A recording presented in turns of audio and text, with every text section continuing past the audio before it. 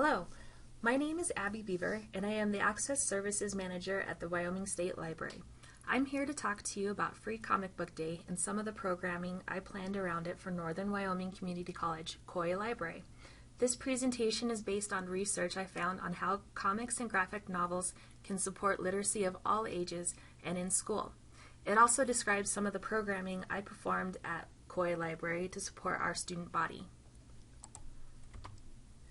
During my time at Sheridan College as the program coordinator for the library, I was always looking for ways to get patrons, primarily college students, into the library to see the possibilities we could provide for them. I wanted to build a community on our campus based on literacy and learning. I also wanted to create a safe and inviting environment for our diverse students of all backgrounds. One of the ways I started to do this was by building a diverse graphic novel collection. I also started to look for inclusive programs where students could walk away with something of their own that they could enjoy or share. My first discovery was World Book Night. However, it did not make it past its sophomore year in the U.S. After that, I discovered Free Comic Book Day, then Halloween Comic Fest, where libraries can partner with local comic book stores to promote and give away free comics. One of the amazing facts about reading is that it increases our understanding and creates different ideas and concepts. The more we read, the easier it gets, and we may find that our writing abilities increase. The special ability of comics, though, is that they don't just increase our reading literacy, but also our visual literacy. Reading comics requires and perhaps encourages substantial cognitive work that exemplifies the types of literacy skills necessary for comprehension. Readers have to fill in the gaps of the words and images to understand what the story is telling them. The dramatic impact of these visual texts lends itself to support matter related to struggle, conflict, injustice, and other highly emotional topics. And some wonderful examples of these topics are Mouse by Art Spiegelman, American-Born Chinese by Jean Lun Yang, and Persepolis by Marjane Satrapi. Graphic novels today are filled with an abundance of story topics, diverse characters, ideas, and genres. The sheer variety of topics and stories to be found in comic books suggests that readers, regardless of their demographic characteristics and personal interests, should find titles that interest them.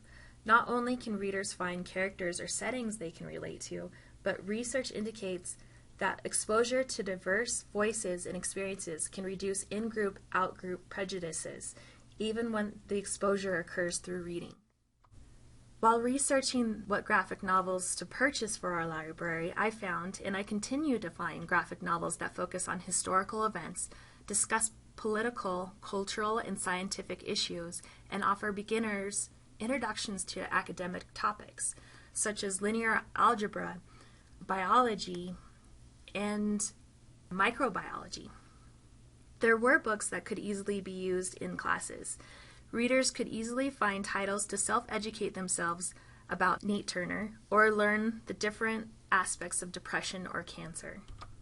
Lastly, and why would you need any reason other than this, comics are fun.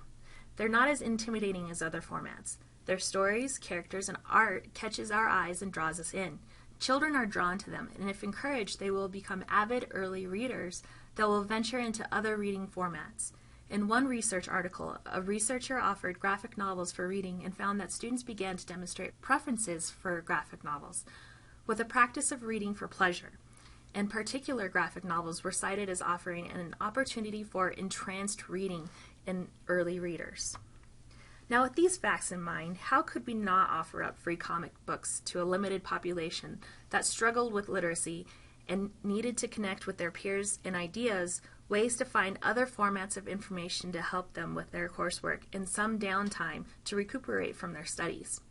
Free Comic Book Day and Halloween Comic Fest happen once a year, respectively, where participating comic book stores will give away free single-issue comics.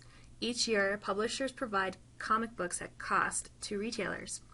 In researching Free Comic Book Day, I did find on their website that it is primarily an event to showcase and promote local comic book shops. So if you are interested in this program, you will have to use their website to find participating stores to work with. Free Comic Book Day is usually held on the first Saturday in the month of May, and Halloween Comic Fest occurs the Saturday on or before Halloween. Luckily for us, we did have a comic book store in town, and the store owner was very excited to work with us. James at First Resort was very interested in getting people, and particularly students, to read anything. After we started working with James on Free Comic Book Day, we also formed a wonderful relationship with him for purchasing graphic novels in the library. He gave us in-store discounts and helped us pick out new and popular graphic novels he thought our students would enjoy.